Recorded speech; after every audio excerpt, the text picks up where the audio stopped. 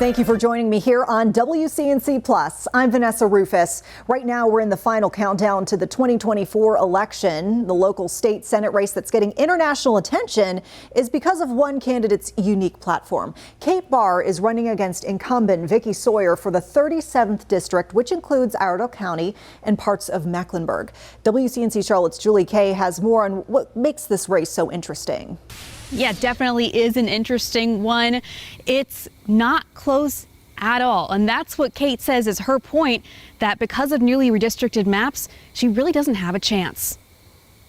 This is my loser shirt. If you didn't already know, Kate Barr wasn't winning her election. We have one that says gerrymandered AF. You'd know by her shirt or her website or by just asking her. Let's say you do win. Barr is the Democrat on the ballot for Senate District 37. I could run a campaign that was all about losing. But she's not really running to beat incumbent Vicki Sawyer. She's running to beat gerrymandering. I will relentlessly introduce legislation to get us fair maps. I mean, that is the mission of this campaign. This is the District 37 map, new for 2024. It includes all of Iredell County and parts of Mecklenburg County. Last election, it looked like this. Now, fully favoring the GOP, leaving Barr with little to no chance. It was happening when Democrats were also in control and drawing the maps. Not as sophisticated as it is today. Common Cause is a nonpartisan organization working to make state maps fair. We as a state are the poster child of drawing the lines to entrench one party in power. Bob Phillips is calling for the same solution as Barr. It's one many other states have taken, an independent commission, as opposed to lawmakers drawing their own maps. Fair districts that are electing representatives that are actually having to answer to the interests of everybody and not just a narrow segment of their party's base. While Barr isn't expected to win, Either way, I do not plan to get out of bed on the 6th. they both say that with citizen-led maps, Make it a party. North Carolina still can. Make some change.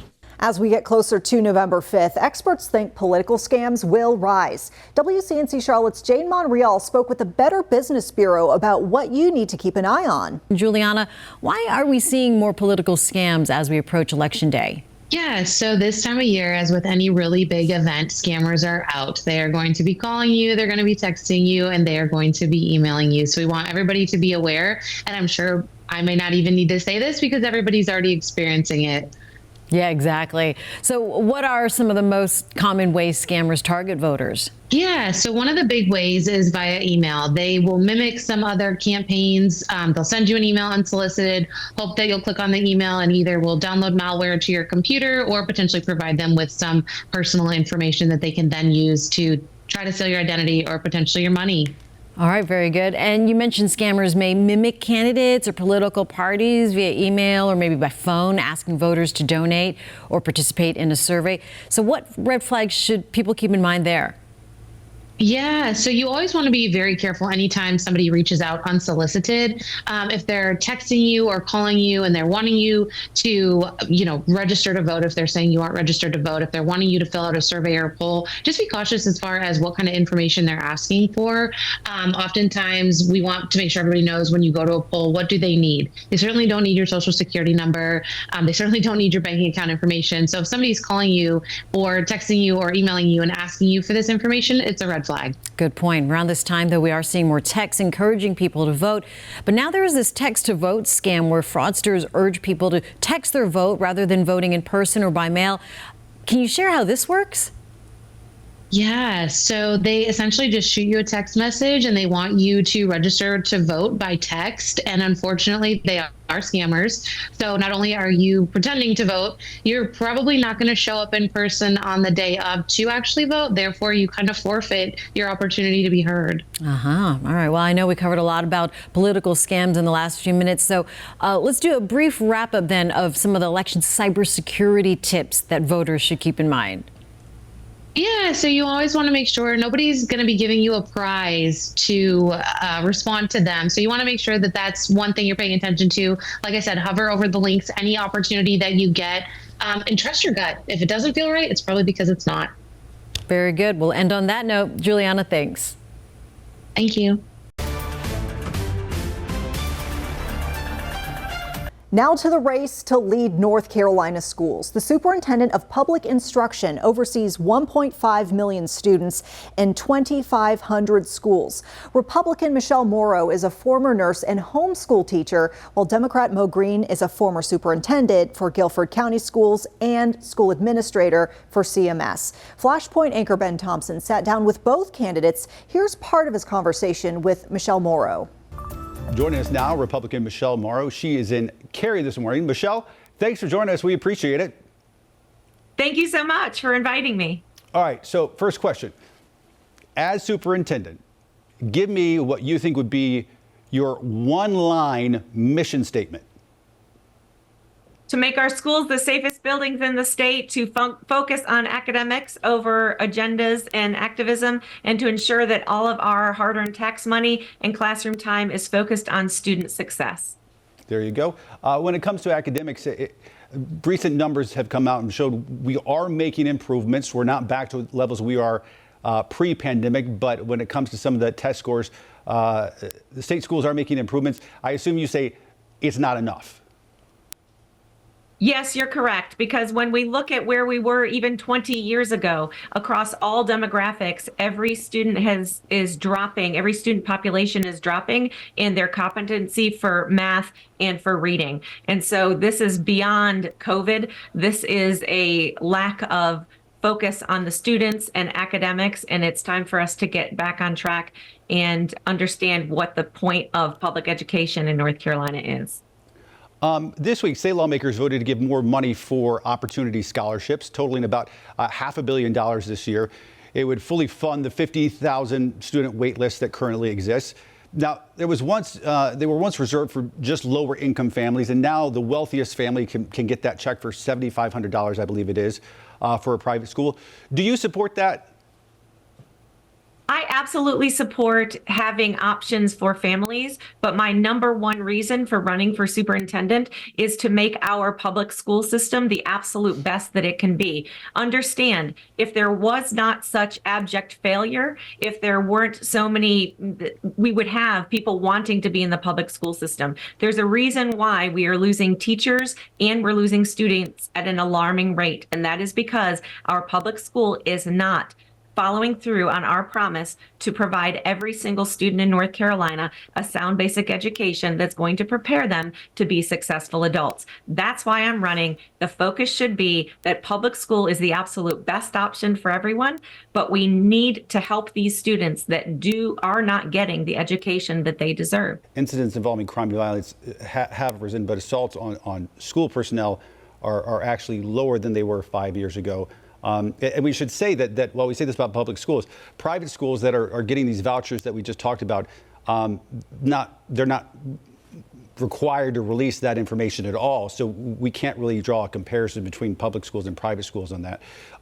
When it comes to federal funding, let me just share with you. Sure. I can promise you, private schools, they are not losing students because of violence. They're not losing teachers because of violence, because there is a very strong code of conduct in every private school. Well, when you are paying, in fairness, though, let me just say, when a parent is paying out of pocket they're paying their taxes to the public school system and they're paying additionally for their children to be educated, they're going to ensure that their child is respectful of the teacher and they're doing what they need to do. I just don't think it's fair to blanket all private schools together when they're individual entities. I'm simply making that point. Well, I don't think it's right to just say that they're not being held accountable, because they're being held accountable by the people that are choosing to spend their hard-earned money to not only on their taxes that they pay, but also in addition to have their child have an excellent education. Well, so there is a check and balance in there, and that's people would not be going if their children were not being served well. I would argue that parents might have a say in it, but taxpayers in general do not have a say whether or not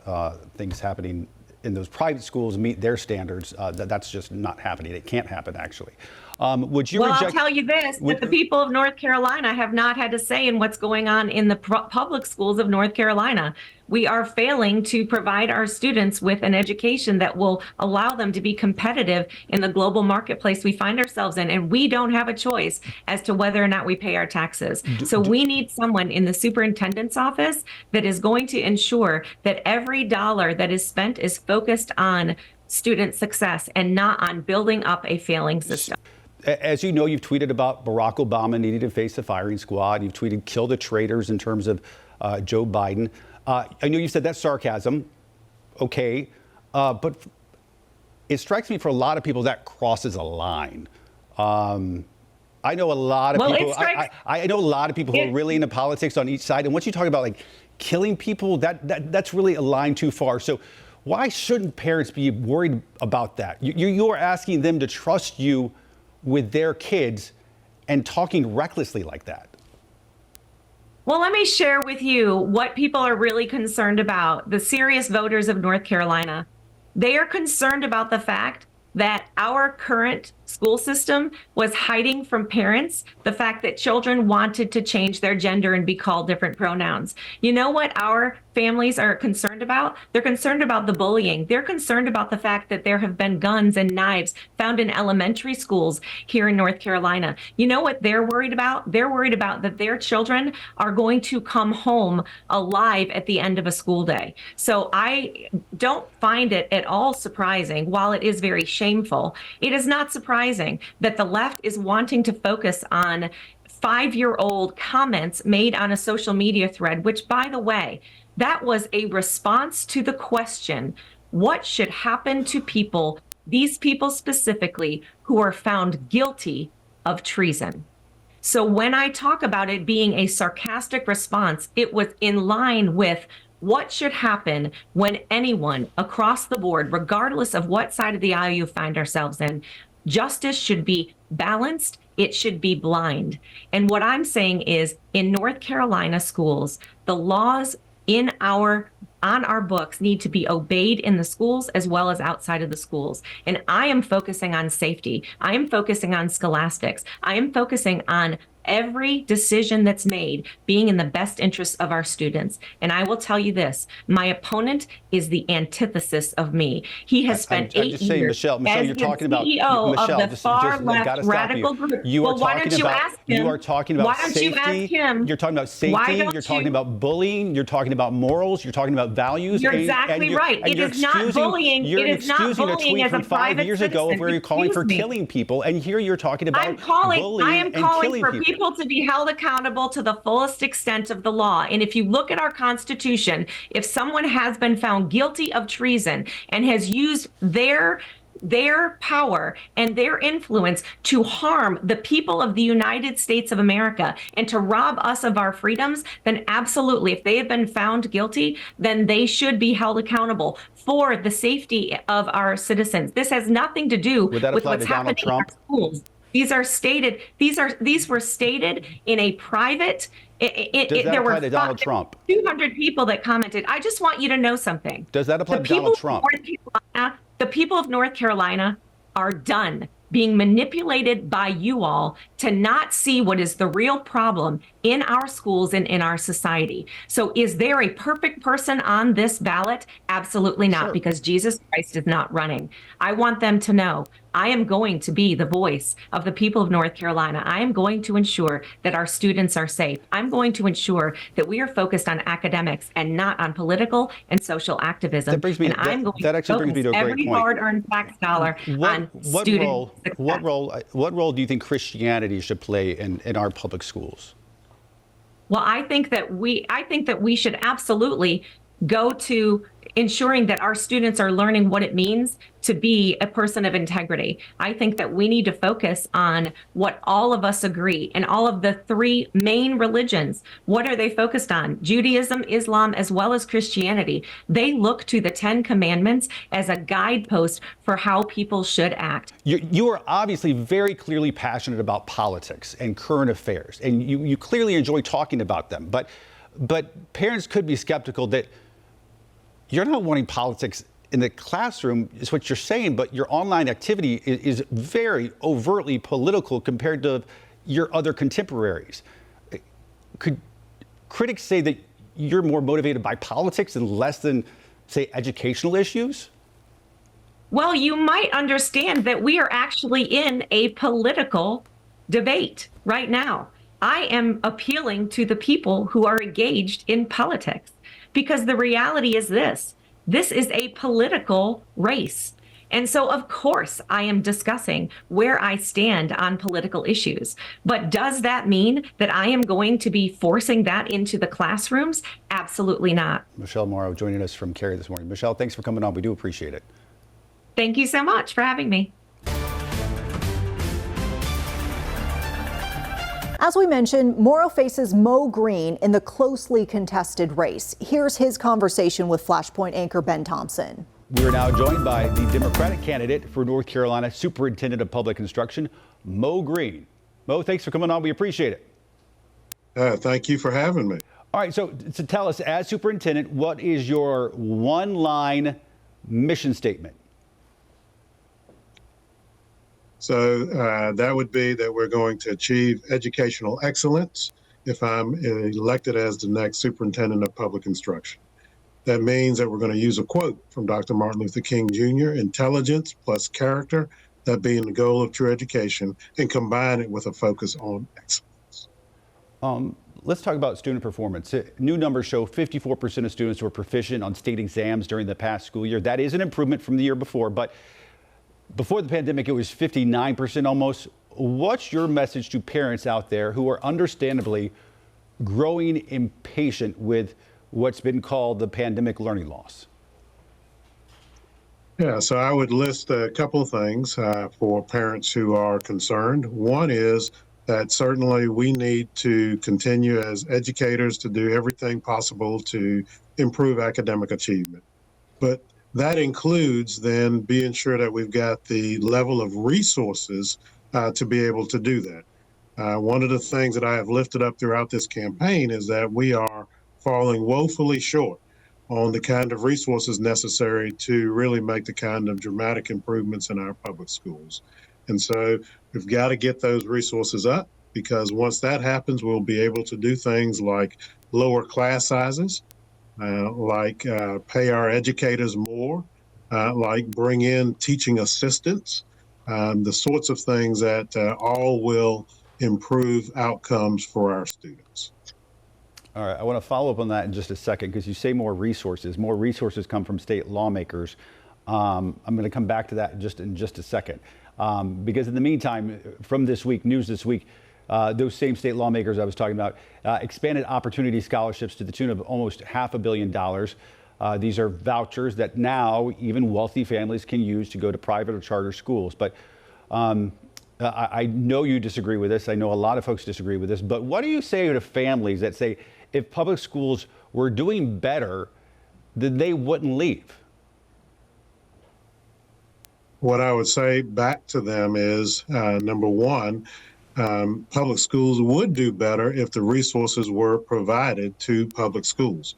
We find ourselves in North Carolina in 48th position compared to the rest of the nation with regards to funding. This is dramatic when you think about the national average.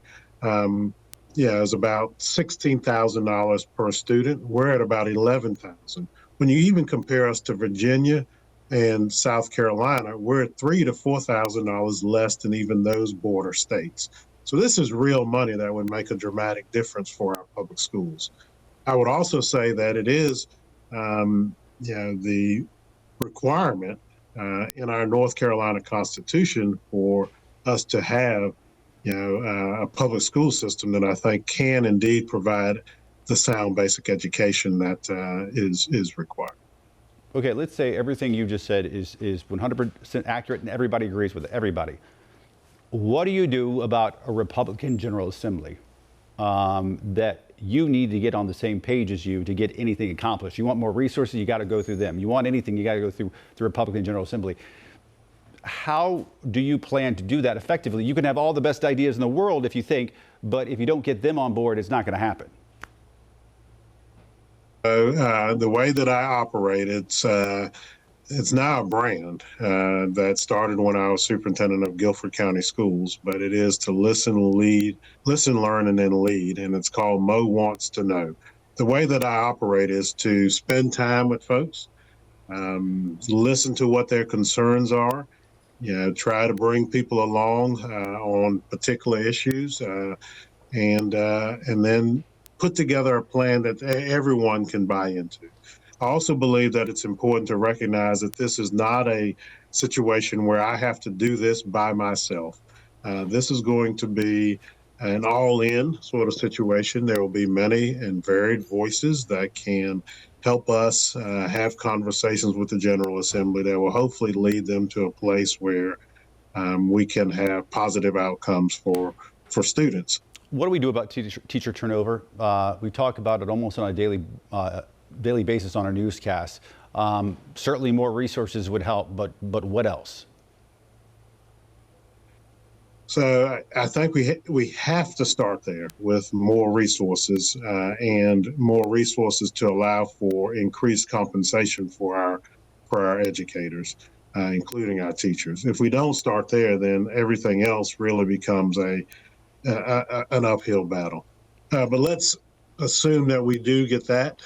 In addition to that, I do think that we have to think about compensation-related activities like housing allowances or child care subsidies for our educators. I think we've got to think about how to get working conditions in a better place. And there are any number of things one can do to try to do that. And then finally, I do believe that we have to think about leadership. Leadership matters. I have, based on my experience, know that educators will come and stay in a particular school if the leadership is supportive of them and their work, is an effective leader, and can provide the kind of support necessary for them to do the work that they're called upon to do. As we count down the days until Decision 2024, we want to make sure you're prepared to cast your vote. Text the word election to 704-329-3600, and we will send our 2024 election guide right to your phone. And don't forget to join us right here on WCNC Plus on election night. We'll have live coverage starting at 7 p.m. when those polls close. Our team of reporters and experts will be breaking down the races as results come in across the Carolinas. I'm Vanessa Rufus. Thank you again for joining us here on WCNC Plus. The news continues right now.